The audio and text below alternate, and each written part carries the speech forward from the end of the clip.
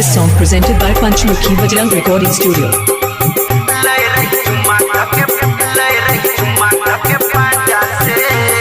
Music director DJ लाल बाबू राजा। मिलैले आबै रहो रोजे रोज दै रहो खूबे सुताई के गेडोज। मिलैले आबै रहो रोजे रोज दै रहो खूबे सुताई के गेडोज।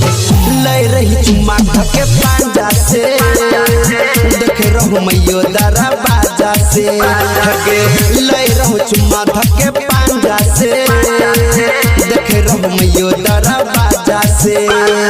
मिलैले आबै रहो रोजे रोज दै रहो खूबे सुताई के गेडोज। मिलैले आबै रहो रोजे रोज दै रहो खूबे सुताई के गेडोज। लै रहो चुम्मा के पांजा से देख रहो मैयो दरवाजा से लै रहो मजा धके पांजा से देख रहो मैयो दरवाजा से। Mixed by Sovit Raj. DJ लाल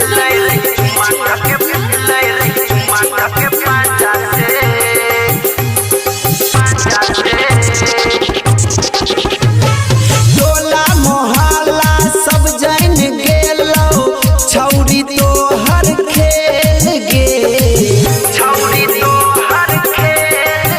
हेगे भर भर राती सुने गे छौरी करली मेल गे।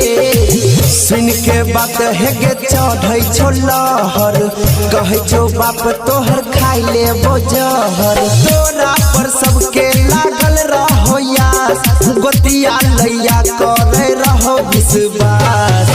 लै रहो चुम्मा धके पांजा से देख रहो मैयो दरवाजा से लै रहो चुम्मा धके पांजा से देख रहो मैयो दरवाजा से।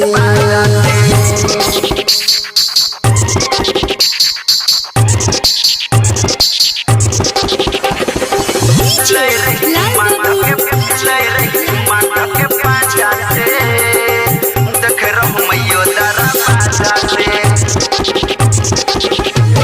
सुनी सुनी के लोगवा के ताना भाई ने निकलै छो घर से।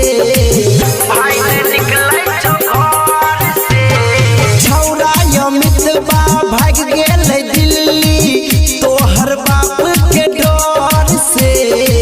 कह छो तोरा रोबिंस बिहारी किया तोर मैयो दै छौ गे गाड़ी। जल्दी से कर फैसला करा बैठक में मुखिया तो सरपंच बोला।